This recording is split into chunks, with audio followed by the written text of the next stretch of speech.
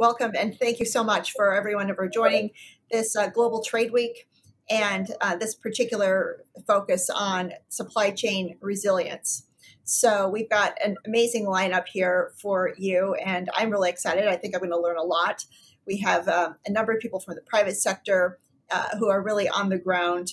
And so instead of just listening to what's been coming out of our capitals or respective capitals, now we get to hear from the people who are, really where the rubber hits the road, so to speak, and understanding some more practical insights from this. And if it is all just talk, or whether and to what extent we are really seeing this supply chain resiliency being put to the test, and also some of these policies on reshoring or friendshoring or local supply chains, whether and to what extent that actually is happening, and how these companies are implementing that, and if it even makes sense to do that. So we'll get started, because I understand that you all have a great access to everyone's bios here. We have, like I said, an amazing lineup. So I think one thing that we really wanted to focus on today was just really, some practical insights, like we were saying, how our business is tackling this need, whether it's coming from the legal side, the policy side, or from the ground up. As one thing that I think would be really helpful to hear, why are you even, first of all, are you focused on the localization of your supply chain, or the reshoring or the friendshoring of your supply chain, and why? And then we, I think, get into, and how are you implementing that, and where, and what aspects, to the extent you can talk about that. So perhaps we'd like to start out with Harold. Okay, good. Same round again. So it's a good point to discuss. I think it's a topic in many industries and in many businesses, how to deal with this. For us, the question is, for what reason you have a global supply chain? Is it for cost reason or for sheer supply reasons, so material availability and others? So from our perspective, it is a discussion topic, but we have two overlaying topics we are addressing first, which I'll talk about in a minute. I want to just point out that in general, supply chain are built over years. Short-term knee-jerk approaches doesn't work. The synchronization of the flow, the planning to set up as well, the network, the systems take many years, and is a skill. To base a supply chain on short-term changes politically or geopolitically is proven not to be, on the long run, the most effective approach.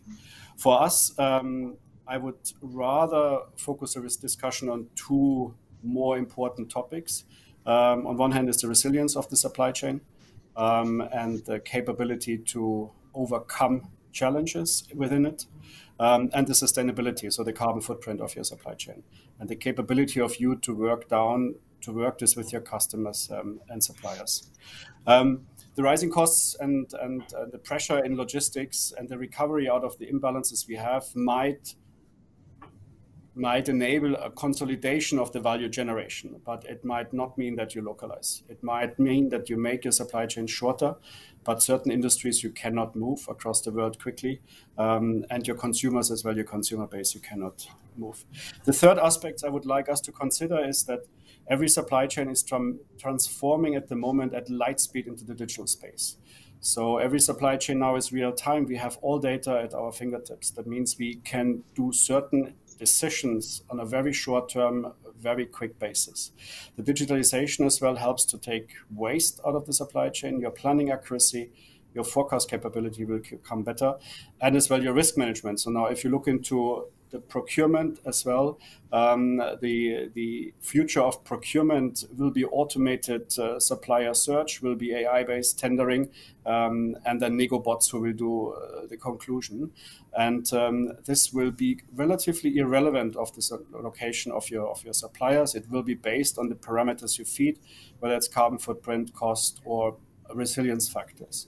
So in a nutshell, from our perspective, we do see a certain localization of the final proposition to the consumer.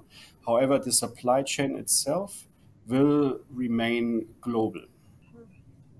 Thank you, Harold. That's really interesting because I think we're talking about right before this started.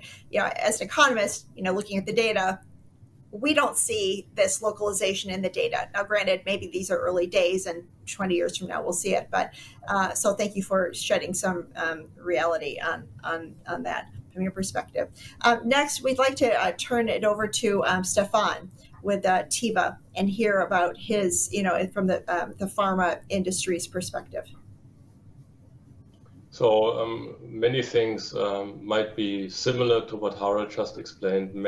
Some might be different. So we certainly do have, and we have to have, a global supply network. We have a global manufacturing network, and we have a global supplier base that, for some reasons, historical reasons, we had to make global, and for other reasons, we wanted to make it global, depending on what the influencing factors used to be at the time. We are the largest generics pharma manufacturer, so the cost pressure we are dealing with is over proportionally high compared to a branded pharmaceutical company. I work for both types of businesses, so a bit of my own experience also. And at the same time, the expectation is high, and the tolerance in public is close to zero with regard to product non-availability. So we have to make, we have to make it happen that we purchase our needs at the lowest possible price to meet the price pressure we experience in the various markets. At the same time, we need to make sure that our products are available. And we have heard many war stories throughout the last 2 years, but also before, but specifically in the last 2 years, about shortages of pharmaceuticals in the pharmacies on the ground. So that is then where we came to the conclusion, apparently, that a truly global network has its limitations. If we are depending too much on supply from regions that are not in Europe, so I talk about Europe because I'm responsible for Europe, then this provides a big challenge and a stretch. And this is back to Harald's point on resilience. So how stable, how robust are our supply routes in order to make sure that we get finished goods or starting materials from locations outside of Europe. So not necessarily luckily, but also luckily, but I think it's also based on strategy in the past, long before I joined the company. We have a very solid footprint when it comes to in-house manufacturing and packaging, very solid footprint in Europe. 80% of our European sold volumes are being produced in Europe. So this gives us a good stability from that perspective. But still, there's a lot of materials, a significant amount of materials, fraction of our materials that we purchase from other regions, specifically in Asia, from India and China.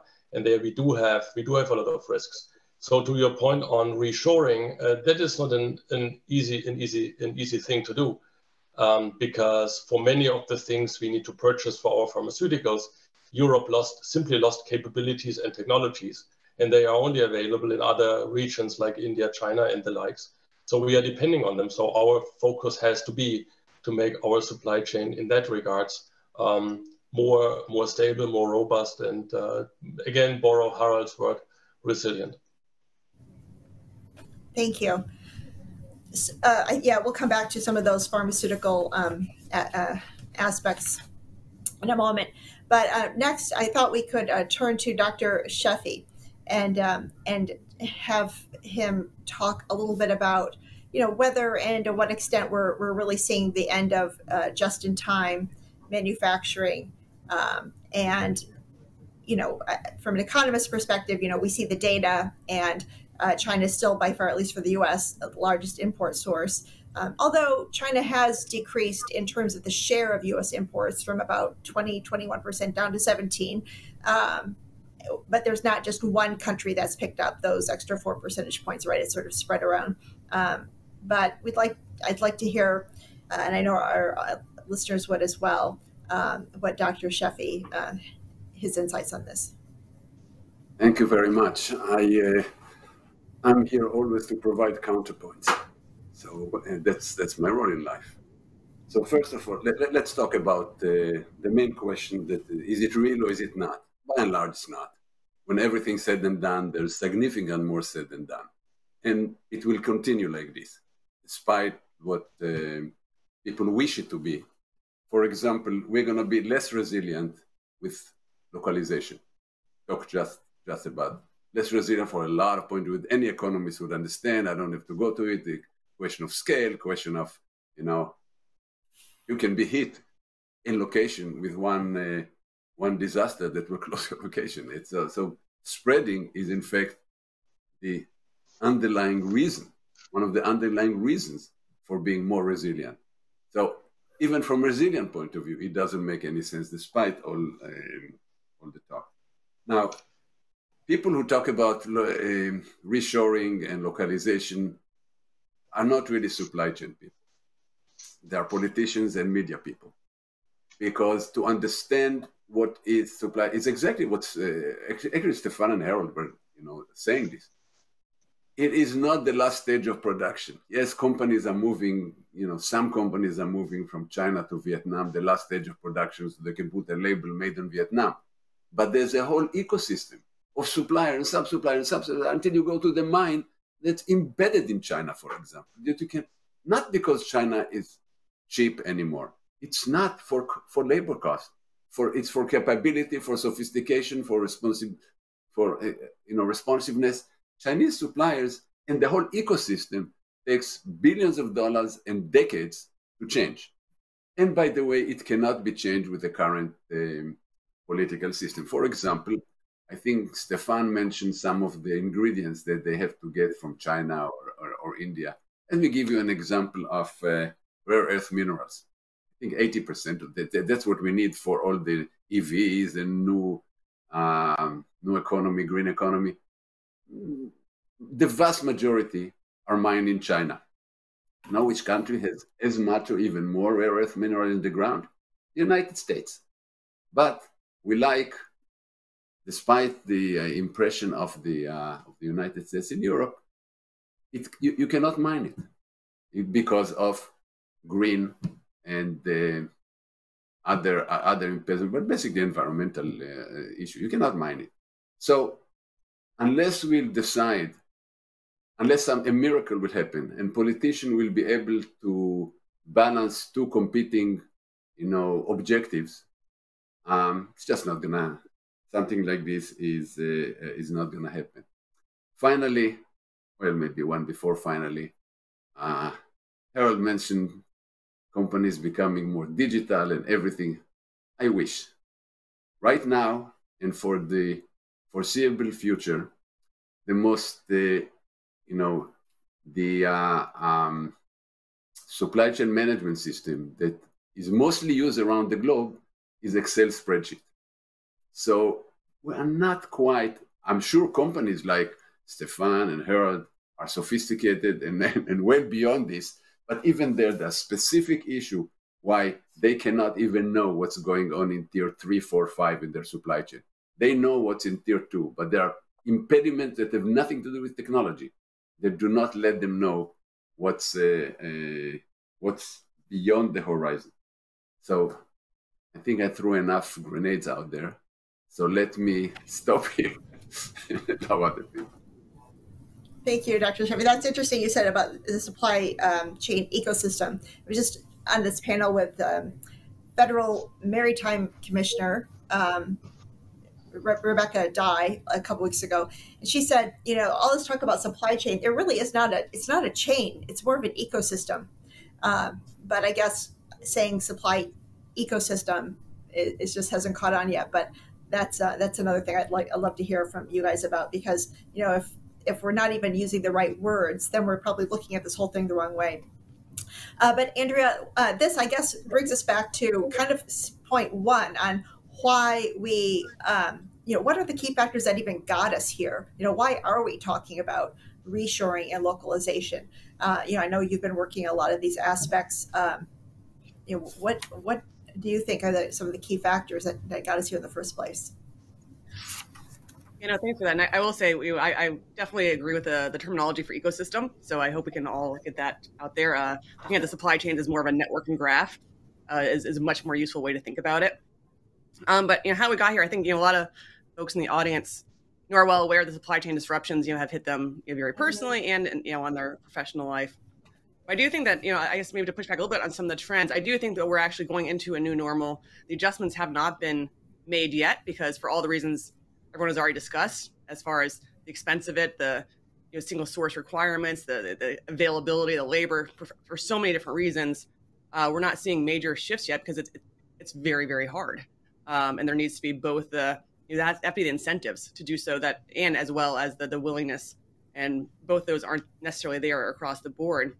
But just seeing that this the broad range of disruptions, everything from COVID highlighted the geographic concentration risks.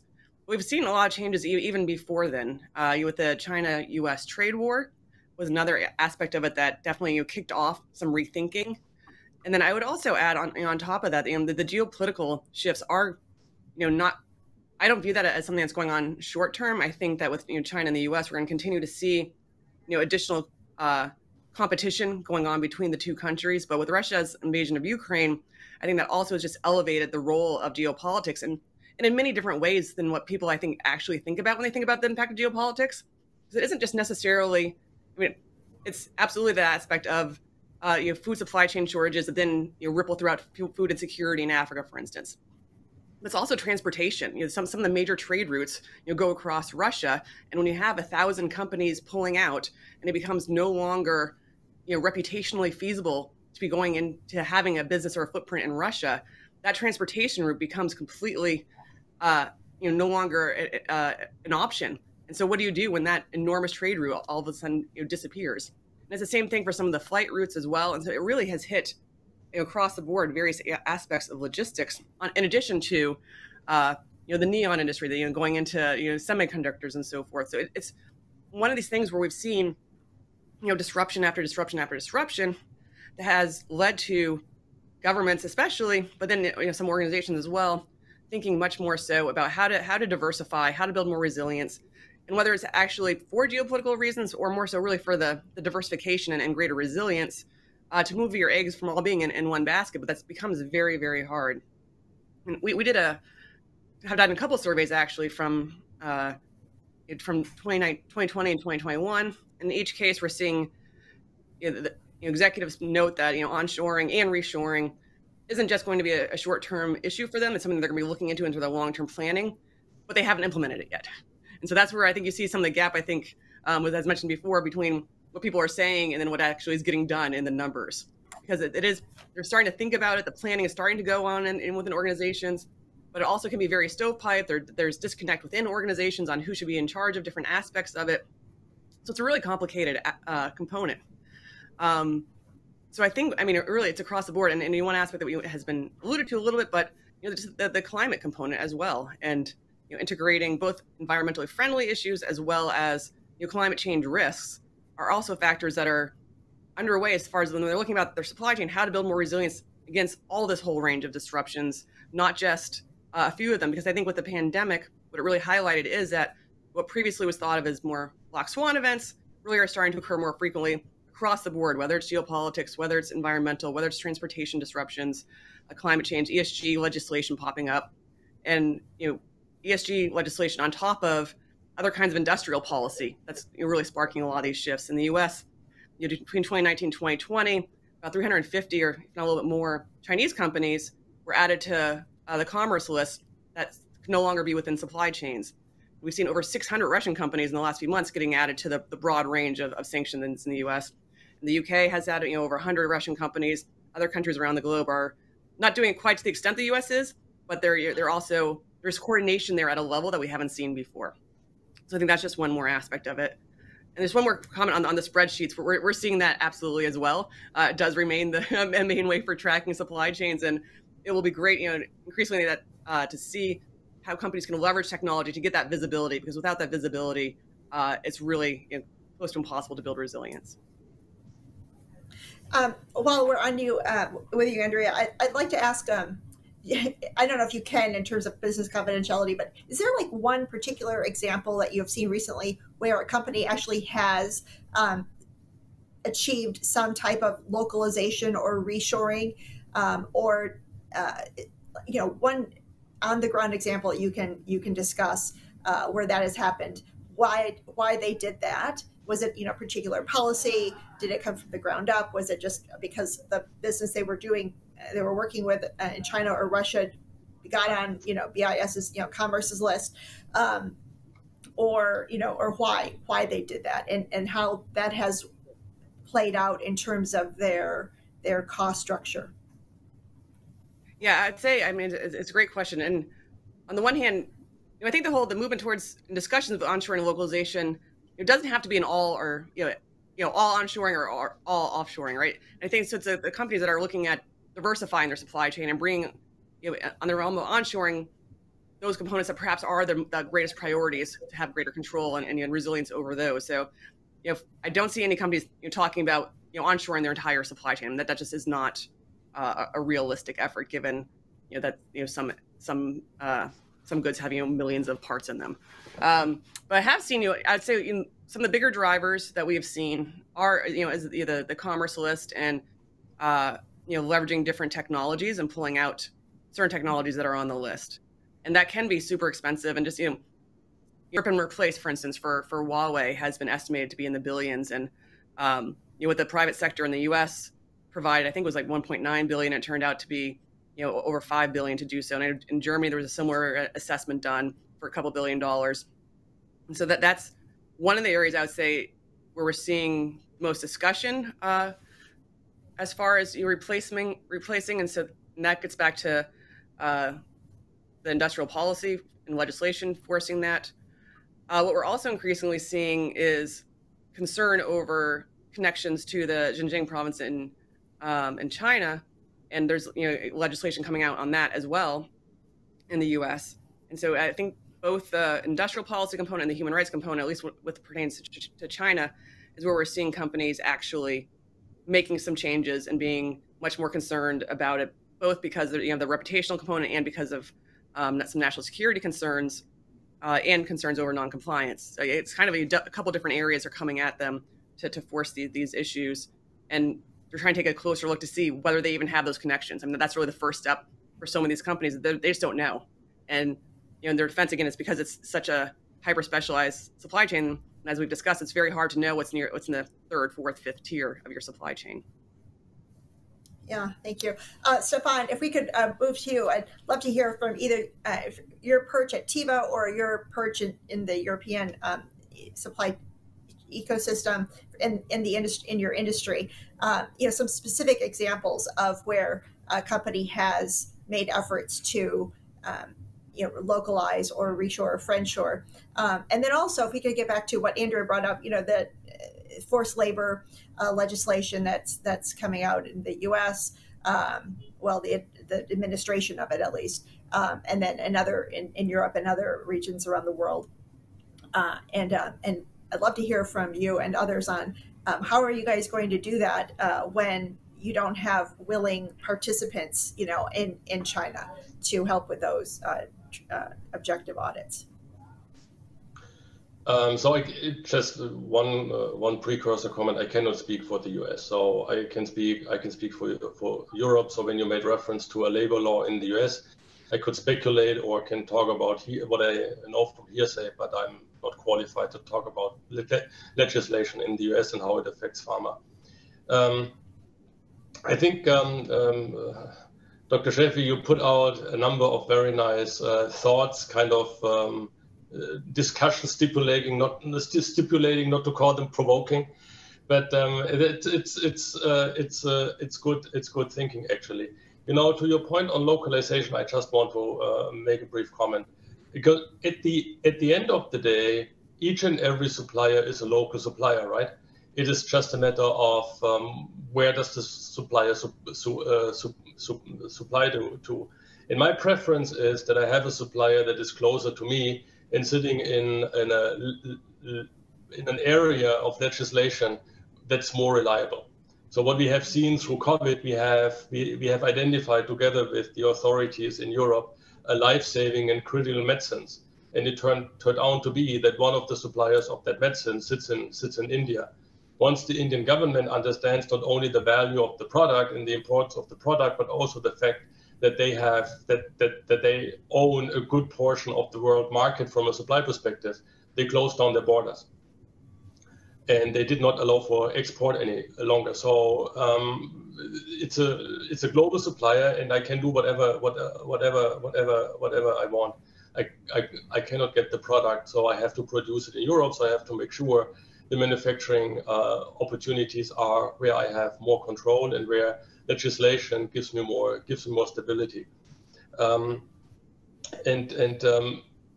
think it was said before in the conversation, reshoring is not an easy thing to do, specifically when it comes with significant investments. So building a pharmaceutical plant is not as expensive as other technologies, but it's still a 5-6 year activity. And in current times, where you can not even get enough materials for building your own house, building a pharmaceutical site is a very risky undertaking. So I think again we are in so far fortunate, since we have this large footprint for our European supply in our European manufacturing network. But there's still a lot that we should be doing, and that's all about how we manage risks, and things like dual sourcing, business continuity plans, identifying and qualifying, because we need to qualify and validate everything from a compliance perspective, qualifying alternative transportation routes, not only sea versus air, but also alternative sea routes and alternative air routes. These are the focus areas for us to stabilize supply and to reduce the risks we have.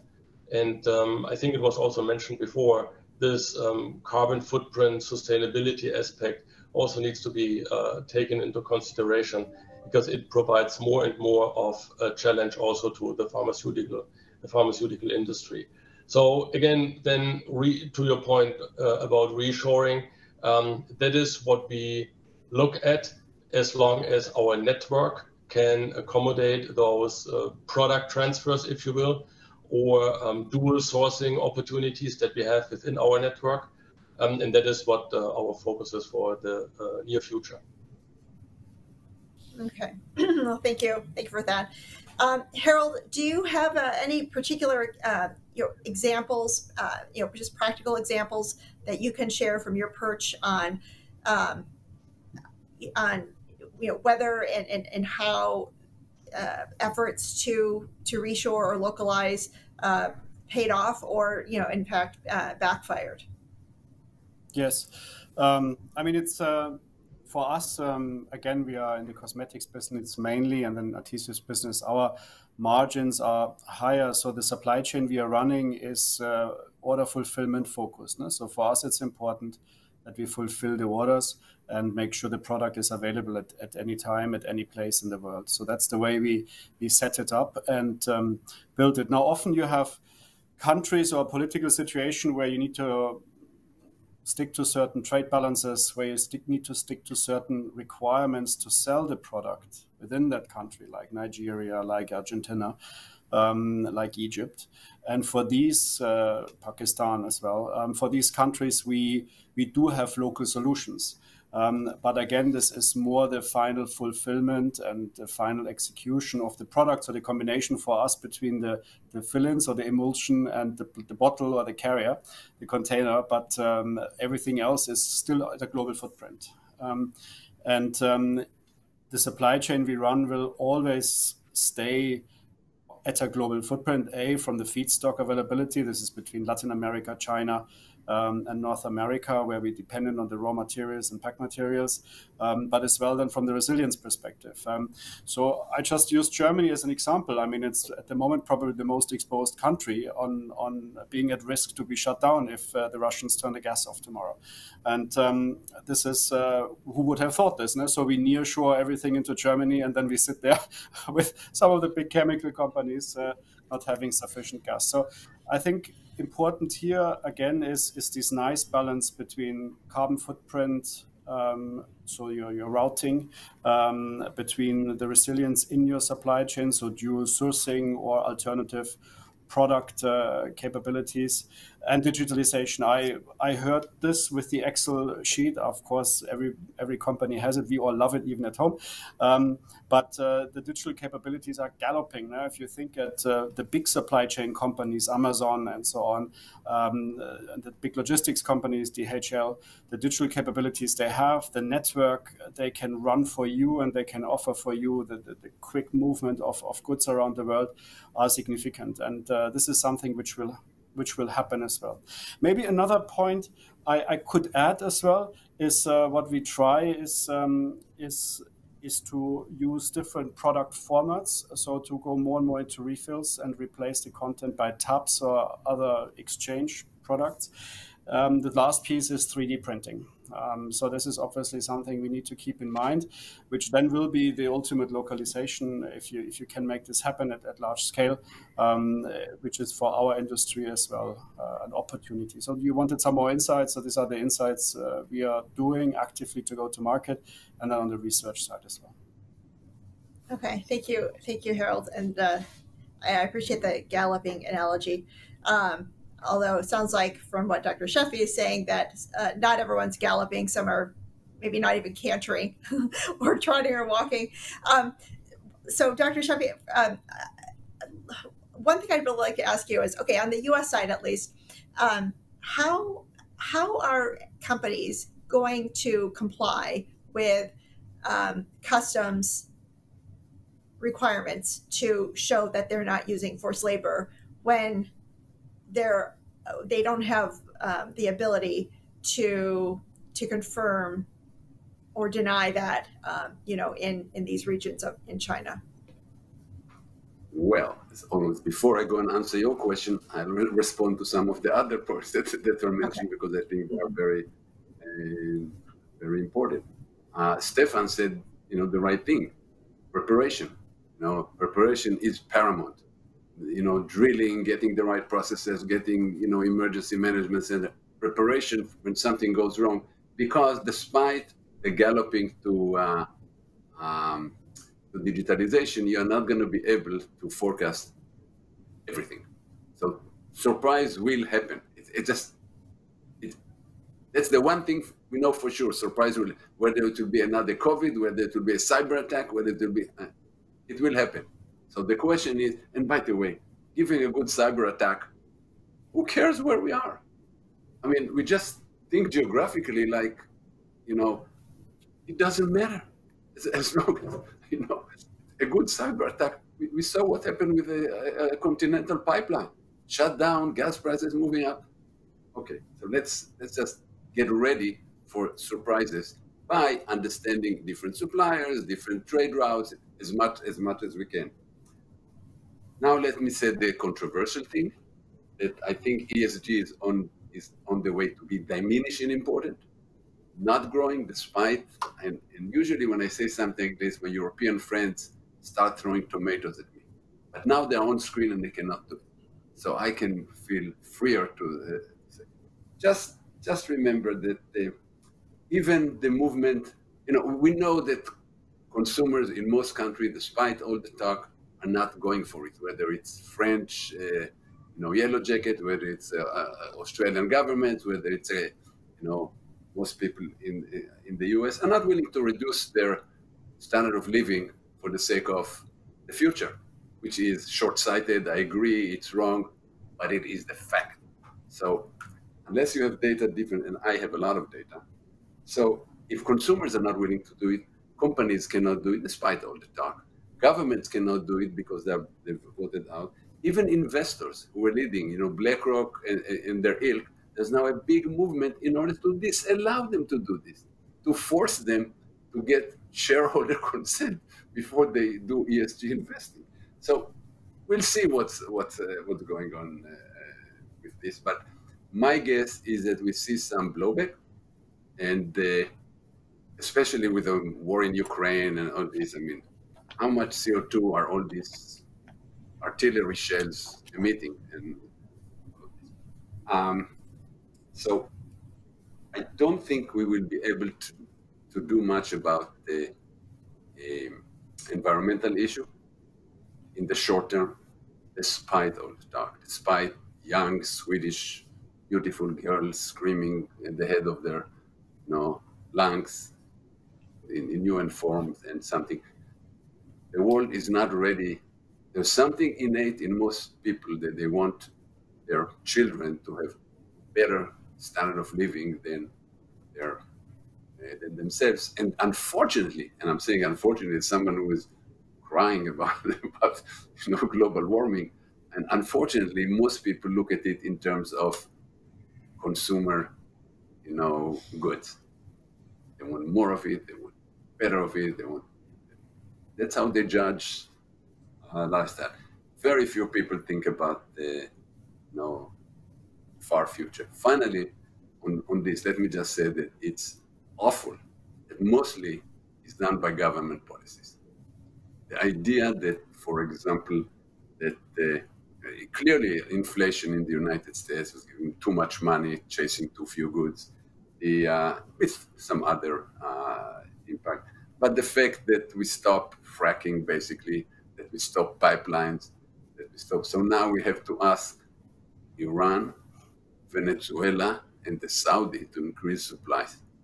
God, are we really now discounting all our values, all our human rights values, just to have a little bit more oil? So I don't know. I think that this will be a lesson when people will stop paying that kind of attention to environmental issues. We'll see it in the 2022 elections in the US. I'm convinced. So anyway, now I really don't remember what you asked me, but I'll be happy to answer whatever you. Just remind me. I'll give one sentence. I don't want to leave you hanging. What were you talking about? Well, maybe I'll go back to Andrea on this point. I want to hear from you guys on how companies are going to comply with Customs and Border Protection's administration of the recent legislation in the U.S. to show that that prove that they're not using forced labor in China. So, Dr. Schiff, if you wanted to answer that, but I think I don't know. I kind of have a feeling I know what you're going to say, but so love to hear from your thoughts, and then love to hear from Andrea on that, because we are increasingly seeing reports of the lack of ability of entities in China to comply with such audits. It's not even lack of ability; it's lack of desire, lack of Chinese government support. It's not ability. Harold and Stefan can absolutely have auditor who will go to plant and find out what's going on if they'll get free access. Right now, you cannot even get into China. So there's nothing to talk about. But also in the future, I'm not sure Chinese in particular, maybe Indian will, but Chinese in particular will, play the game. So And the problem is, I just don't see how it can be done. I don't see how. So you have regulations that are basically impossible to comply with, just physically impossible. Because also you get things that are level, tier 4, 5, 6 in the supply chain. You don't even know that they're your suppliers, because they supply, it's totally diffused. So how can you make sure that somebody who, a quick story, very quick. I was working with Intel when they had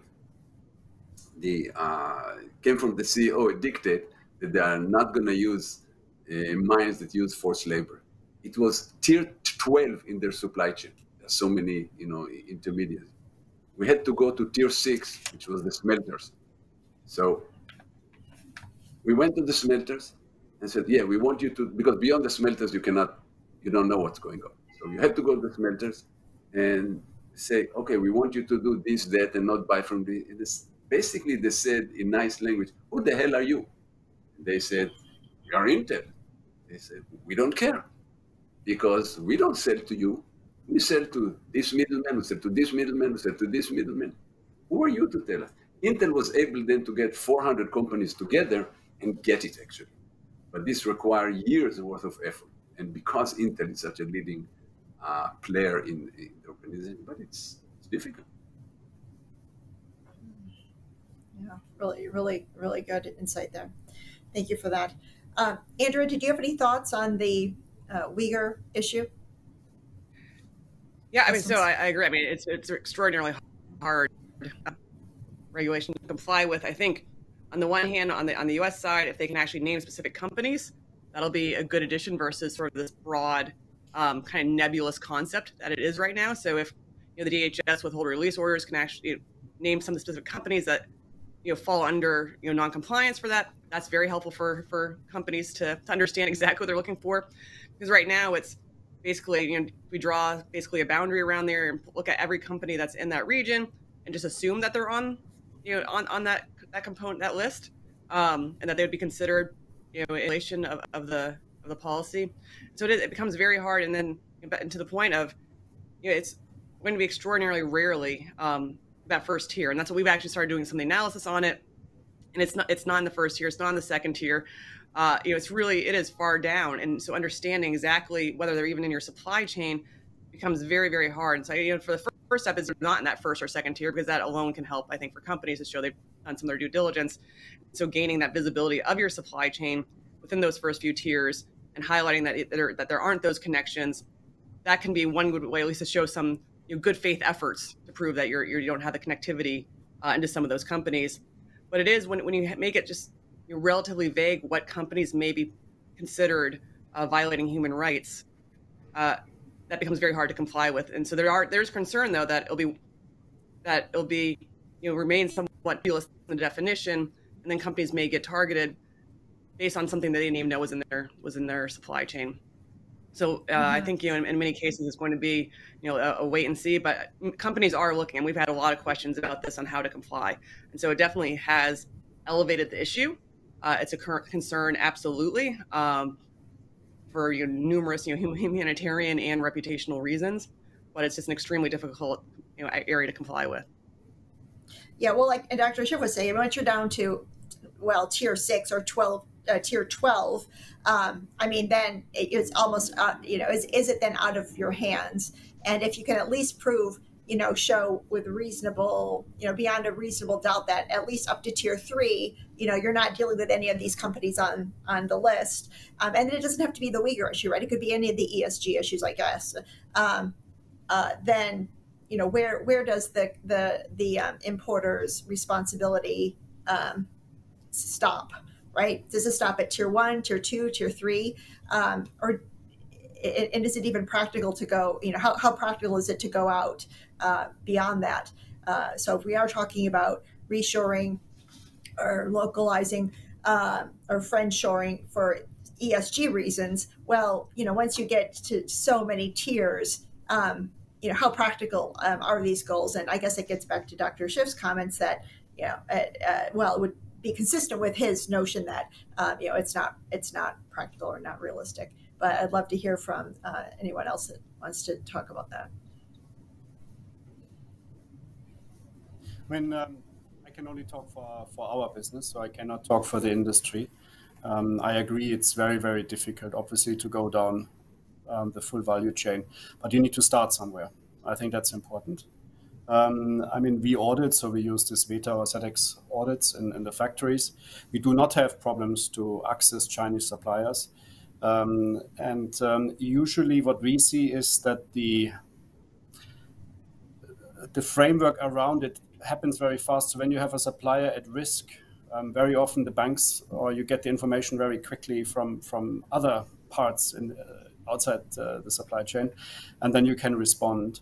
You will never follow the full chain, but I think it's our responsibility as well to start somewhere.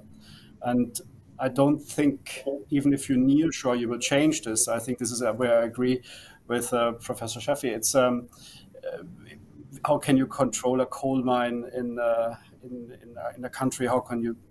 You can't. I mean, you work with industries, or let's look into food. Cocoa works only plus minus 10 degrees off the equator. So how can you control this? The tea plantations, if you look into the food business. So this is very, very difficult. But I think it's our responsibility to start somewhere.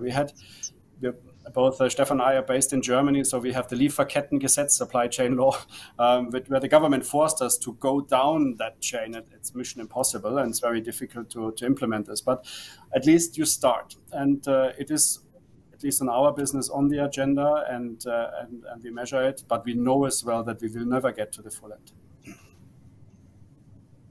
I think, if I may add a few thoughts. Sometimes it feels a bit industries are being forced into one direction, such as globalization, for various reasons. Our industry, a lot is being driven by cost pressure, as I mentioned before.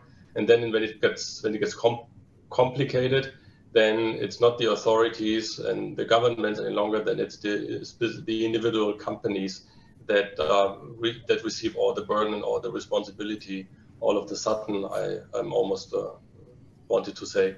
So I think a more balanced approach is needed, and a partnership approach would be appreciated. Now, in pharmaceutical product supply, everybody is talking about stockpiling and stockpiling and stockpiling. If you're a supply chain professional, you know that stockpiling is exactly the wrong thing to do, because it costs money, it becomes obsolete, and you waste your resources most probably into producing the wrong inventory, because what's really needed is probably a different product. So we have seen a lot of situations where we would think a more balanced and partnership type approach would bring us faster and forward, versus this kind of visceral responsibility. It's my responsibility. But I absolutely agree. We share. We have responsibilities. We need to step up to our commitments and responsibilities, and we have to start, and then start walking. I mean, it's the same comment I would make to digitization, right? We have to start somewhere, and then we get somewhere. But if we always say we have not reached the ultimate stage, then we will not even start moving, because we get so frustrated that we have not achieved anything. We have to go step by step and have to slice and dice the elephant, and then work on the strategic path forward. So let me just add something. It's a very interesting point of view, common point of view, but interesting point of view, because let me offer a different point of view. By doing a small step, you provide a fig leaf for not doing the really big steps. I'm always, I had discussion with McDonald's when they do the plastic straws, when they put in the cardboard straws, melt in your mouth, that are really disgusting, but they went all out, and they are, saving the ocean, so to speak, which of course was nothing, was basically a marketing ploy. So I asked him, why do you do it? And they said, well, what do you want us to do? I said, stop selling meat, for example. If you think about something that has a real impact, I said, well, we can't stop selling meat. Said, so what you're doing, the little action that you're doing now, to say that you are doing at least something, just gives you a cover not to do the tough things, right?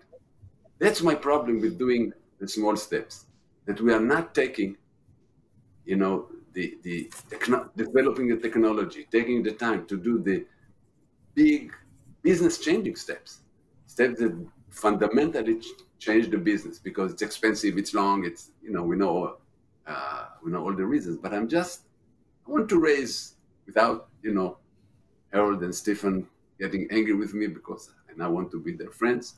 But doing the small steps gives you the warm and fuzzy feeling that you're doing something without seeing how this leads at the end to a real solution.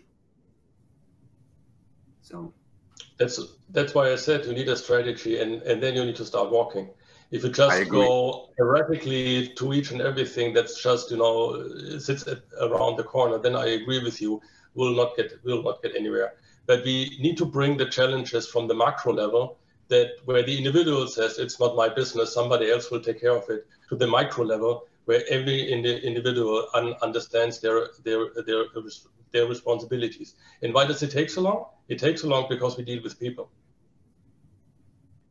Supply chains are built to last, and supply chains are built over the long term. I said it at the beginning as well. It's always this time factor, and it's around people to build the skills, to build the capabilities. It takes a long, long time to have a competitive supply chain. It takes an industry 5, 6, 7 years to set really an end-to-end supply chain up, which is the good thing. Coming back to you, is you can think bold, no? So you can think long-term wise. We had a cyber attack in 2017. The company was dead for 2 weeks, completely everything down. And we learned a lot out of this. And we built to last. So we took an enormous amount of CapEx in our hands we never spent before, enormous amount of funds on IT to actually provide these breakthrough things and build the resilience. And we couldn't even use the phones. It was everything we were WhatsApping for a couple of weeks. So these are the learnings. But my big take out of this was take the chance, do the step, but think long term. No? That's always the end conclusion. Fair enough. Completely agree. Okay, well, that's a wrap. So thank you so much, everyone, and Harold, Stefan, Professor Sheffy, Andrea, the economist, this special focus on supply chain resiliency, and really I learned so much from all of you, and I'm sure our listeners will as well. So thank you, everybody, and have a great day.